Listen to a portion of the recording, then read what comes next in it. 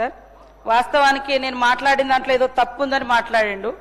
చదువుకునే విద్యార్థుల సంఖ్య చెప్పడం జరిగింది. 1913 మంది చదువుతున్నారని చెప్పడం జరిగింది. మరి అందులో ఏం తప్పు ఉందో నాకు అర్థం కాలే. ఒకసారి మీ దృష్టికి తీసుకురావాలని కోరుతా ఉన్నాం అధ్యక్ష. మేము ఈ సంవత్సరం క్లియర్ చేసినాయి 7, 12 తర్వాత ఎంపిక చేయబడ్డాయి. ఇది ఈ గవర్నమెంట్ వచ్చినాక ఎంపిక చేయబడ్డాయి. ఎస్సీ కింద 210 మంది సార్. దరఖాస్తులు 676 వచ్చినాయి సార్. దాంట్లో 210 మందిని సెలెక్ట్ చేయడం జరిగింది. బీసీ సంక్షేమ శాఖకు 300 మంది విద్యార్థులను సెలెక్ట్ చేయడం జరిగింది. మైనార్టీ శాఖ ద్వారా 500 మంది విద్యార్థులను మరి సెలెక్ట్ చేయడం జరిగింది అధ్యక్ష.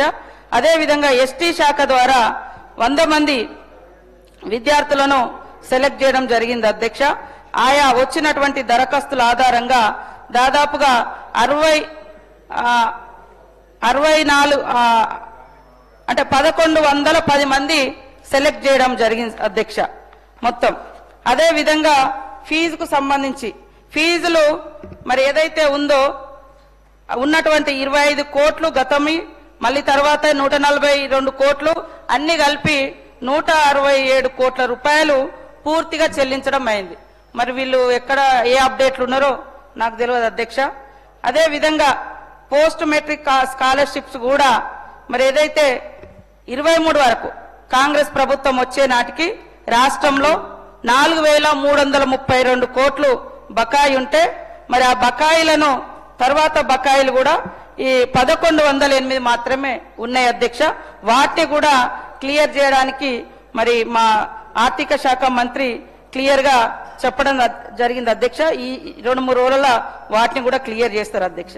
నాకు అనిపిస్తుంది మరి ఎక్కడ మేము ఏ సంఖ్య తప్పు చెప్పినాం, ఎందుకు అంత ఏదో ఆగమైపోతుంది. అసలు గతంలో విదేశాలకు ఏ ఎస్టీ ఏ ఎస్సీ ఏ బీసీ పోలేదన్నట్టుగా. ఓకే, ఇదొక అవకాశం చదువుకోవడానికి, దాన్ని మేము కంటిన్యూ చేస్తున్నాం.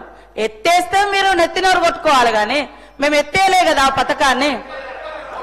చూసుకోండి మీరు మీరు వెబ్సైట్ లో చూసుకోండి, మీరు వెబ్సైట్లలో చూసుకోండి.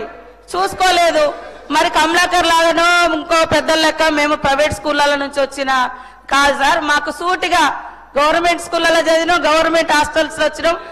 సుత్తి లేకుండా సూటిగా మాట్లాడుతాం. తప్పైతే తప్పని ఒప్పుకుంటాం, ఒప్పైతే ఒప్పని మొప్పుకుంటాం. కానీ ఆయన లెక్క మరి ఏ తప్పు మాట్లాడుతుంది ఏం తప్పు మాట్లాడినా నేను చెప్పండి అధ్యక్ష. ఇంతమంది చదువుతున్నారు, ఇన్ని వాయిదాలుగా చెల్లిస్తున్నాము. ఇప్పటికే 167 కోట్లు చెల్లించడం జరిగింది. ఇంకా 25 కోట్లు డ్యూ ఉంది, అది కూడా తొందరలోనే చేస్తాం. అదే విధంగా ఇప్పుడు గతం కంటే ఎక్కువ 1100 మంది విద్యార్థులను వచ్చిన అప్లికేషన్ల ఆధారంగా మరి సెలెక్ట్ చేయడం జరిగింది. వెబ్సైట్ లో ఉన్నది, మీరు కూడా చూసుకోండి. మా అనిల్ జాదవ్ గారు మాట్లాడిన హాస్టల్లో అయింది అని. ఎస్, హాస్టల్లో ఏదైనా అయితే ఖచ్చితంగా మీరు అక్కడ ఎమ్మెల్యేనే, నేను అక్కడ ఇన్ఛార్జి ఉన్నా, వాళ్ళకి ఏదైనా అయితే కావద్దనే కదా మనం అందరం మొత్తుకునేది. ఎవరైనా ఇప్పటికి కూడా ఈ వేదిక ద్వారా కావాలని గాని నెగ్లిజెన్స్ ద్వారా గాని పిల్లలకు హాని చేస్తే ఖచ్చితంగా కఠినమైనటువంటి చర్యలు తీసుకోబడుతుందని ఆయా వార్డెన్లకు ఉద్యోగులకు అక్కడ బాధ్యత తీసుకున్నటువంటి ప్రిన్సిపల్స్ కి అందరికి కూడా హెచ్చరిక చేస్తా ఉన్నాము. కాబట్టి విద్యార్థులకు అంబేద్కర్ ఓవర్సీస్ స్కాలర్షిప్ ఏదైతే ఉందో తొందరగా ఈ సెలక్షన్ అయింది. ఇప్పుడు తొందరలోనే వాళ్ళందరికీ కూడా ఈ యొక్క ఫలాలు అందుతాయి. 167 కోట్లు రిలీజ్ చేసినాం, పెండింగ్ లేదు. మీ ప్రభుత్వాలలోనే పెండింగ్ పెట్టిపోయారు అన్ని, కానీ మేము క్లియర్ చేసుకుంటూ వస్తున్నాం. ఇది ముచ్చట.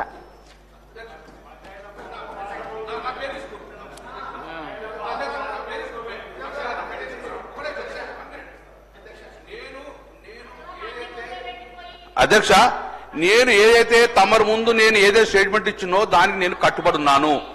నిన్న మార్నింగ్ 12 గంటలకు కూడా నాకెవరు చెప్పరు, కమిషనర్ చెప్పారు. కాబట్టి వెబ్సైట్ ఓపెన్ చేస్తే 12 గంటలకు రిపోర్ట్ డౌన్లోడ్ చేసింది మీ దగ్గర ఇచ్చిన అధ్యక్ష. అందులో ఏ ఒక్కరు సెలక్షన్ కాలేదు, 2020 నుంచి ఏ ఒక్కరు సెలెక్ట్ కాలని చెప్పి మీ ప్రభుత్వ వెబ్సైట్ చెప్పారు. నాకు తెలియదు మరి అర్ధరాత్రి మళ్ళీ లిస్ట్ అవ్వని చెప్తే నాకు తెలియదు. కానీ క్లియర్ గా నిన్న మధ్యాహ్నం 2 గంటల వరకు కూడా గవర్నమెంట్ పోర్టల్లో ఉన్న డౌన్లోడ్ చేసిన ఒక్క బీసీ, ఒక్క ఎస్టీ, ఒక్క మైనార్టీని కూడా ఇంతవరకు సెలక్షన్ చేయలేదు, ఒక్క బ్రాహ్మణ్ సెలెక్ట్ చేయలేదు. కాబట్టి దేనిని కట్టుబడి ఉన్నాను. దానికి సీతక్క గారు క్లారిటీ ఇవ్వాలి.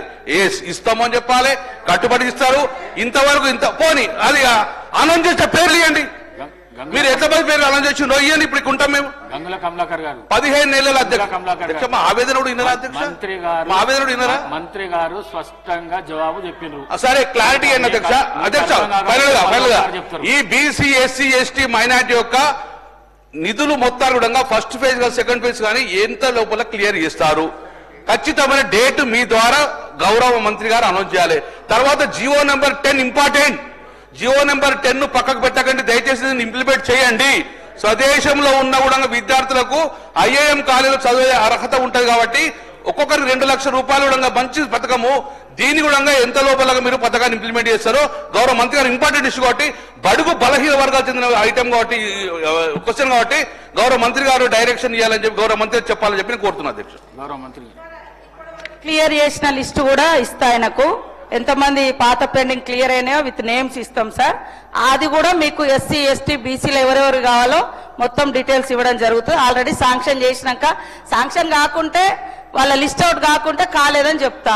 లిస్ట్ అవుట్ అయింది కాబట్టి మీ చేతికి ఇవ్వడం జరుగుతుంది. గతంలో లిస్ట్ అవుట్ కాలేదు, నేనే ఆ రోజు సీఎం గారు చూస్తున్నారు ఎడ్యుకేషన్, నేనే ఆ రోజు ఆన్సర్ ఇచ్చిన. ఈ రోజు కూడా నేనే, ఆ రోజు ఇంకా కాలేదు చేస్తామని చెప్పిన, ఈ రోజు అయింది ఇస్తామని చెప్తున్నా. 167 కోట్ల రూపాయలు పాత బకాయిలు ఇచ్చినాం, ఇంకా 25 కోట్లు పెండింగ్ ఉంది. అది కూడా తొందరలోనే క్లియర్ చేస్తాం. క్లియర్ అయిన లిస్టు కూడా పంపిస్తాయి సార్. జియో 10 కూడా తప్పకుండా నేను మా విద్యాశాఖ మంత్రి గారు సీఎం గారే ఇప్పుడు చూస్తా ఉన్నారు కాబట్టి వారి దృష్టికి తీసుకెళ్లి తొందరలోనే మీకు ఆన్సర్ చేయడం జరుగుతుంది అధ్యక్ష.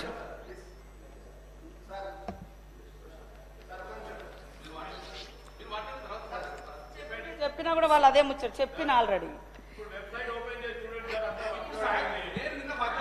నిన్న సండేనయ్యా, నిన్న సండే మేము ఎప్పుడో సార్ బీసీ వాళ్లకు 110 అప్లోడ్